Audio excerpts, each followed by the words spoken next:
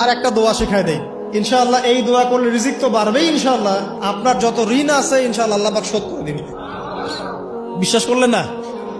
এই দোয়া শিখাই দিচ্ছি, এই জন্য আমাকে হাদিয়া দেওয়া দরকার, স্পেশালি আমাকে এখন হাদিয়া দেওয়া দরকার। এটা গুরুত্বপূর্ণ দোয়া শিখাই দিচ্ছি। আলী রাদিয়াল্লাহু আনহু বলেছেন, কোন ব্যক্তির যদি পাহাড়ের সমানও ঋণ থাকে, এই দোয়া যদি আমল করে আল্লাহ পাক ওই ঋণও শোধ করে দিবেন ইনশাআল্লাহ। ঋণ কেমন জানেন? ওই যে এখন মানুষ ঋণ নিচ্ছে 1 কোটি টাকা ব্যাংক থেকে, 2 কোটি টাকা ব্যাংক থেকে, হ্যাঁ, কত বছর, 10 বছরের জন্য, 20 বছরের জন্য বাড়ি করছে, তাই না? তার ধারণা এমন যে সে মারা গেলে তার ঋণটা কেউ না কেউ শোধ করে দিবেই দিবে, তাই তো? আর আল্লাহর রসুল কি বলছেন দেখেন, একজন মারা গেছেন, নবী সাল্লাল্লাহু আলাইহি ওয়াসাল্লামের সময় একজন মারা গেছেন। তো নবী করিম সাল্লাল্লাহু আলাইহি ওয়াসাল্লাম বলছেন, এই ব্যক্তির কি কোনো ঋণ আছে? একজন সাহাবী বলেন, হ্যাঁ ইয়া রাসূলুল্লাহ, তো ঋণ আছে। নবীজি বললেন, তোমরা ওর জানাজা পড়ো, আমাকে ডেকো না। তোমরা ওর জানাজা পড়ে নাও, আমি জানাজা পড়তে চাচ্ছি না।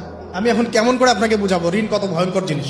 আপনি যে ব্যাংক থেকে 3-4 কোটি টাকার লোন নিয়ে রাখছেন, লাখ লাখ টাকা লোন নিয়ে বসে আছেন, দিব্যি সুখে বসে আছেন, এমন চিন্তায় যে আপনার মৌত হবে না। আর নবী সাল্লাল্লাহু আলাইহি ওয়াসাল্লাম সময়ে একজন মারা যাচ্ছেন, তিনি বলছেন তোমরা জানাজা পড়ে নাও, আমি জানাজা পড়তে চাচ্ছি না। মানে ঋণগ্রস্ত ব্যক্তির জানাজাও তিনি পড়তেন না। তারপরে একজন এসে বললেন, ইয়া রাসূলুল্লাহ, আমি তার ঋণ শোধ করে দিব, তার যা ঋণ আছে আমি শোধ করে দিব। তখন নবী এসে জানাজা পড়লেন সাল্লাল্লাহু আলাইহি ওয়াসাল্লাম। তো আপনার এই কোটি কোটি টাকা ঋণ শোধ করার লোক তো রেডি আছে নাকি? আছে না?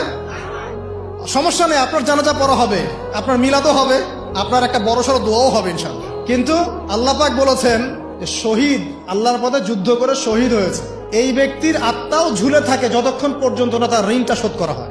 এবার বলেন আমি কি বুঝাবো আপনাকে? আর কিছু বলতে হবে? তো এখন সেই দোয়া শিখাচ্ছি আপনাদেরকে, যে দোয়া শিখলে আপনারা ঋণ থেকে বাঁচবেন ইনশাআল্লাহ। কত দিবেন বলেন? আচ্ছা, হ্যাঁ, এই তো, শুকরিয়া। দোয়া করবেন যেন আল্লাহ পাকের দিনটাকে আল্লাহর জমিনে প্রতিষ্ঠা করতে পারে।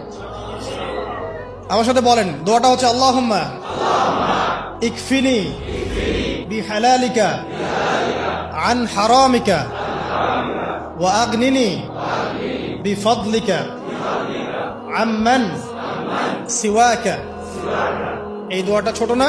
এটা মুখস্থ করবেন, সেজদায় পড়বেন, নামাজের সেজদায় পড়বেন, আত্তাহিয়াতু দরুদ শেষ তারপরে পড়বেন, নামাজ শেষে হাত তুলে করবেন, যখন তখন শেষ রাতটা করবেন, ইনশাআল্লাহ দেখবেন আপনার ঋণ বলতে কিছু থাকবে না ইনশাআল্লাহ। যদি থাকেও, বড় কোনো ঋণ থাকেও, আল্লাহ পাক অন্য কোনো মাধ্যমে এটা শোধ করার ব্যবস্থা করে দিবেন ইনশাআল্লাহ।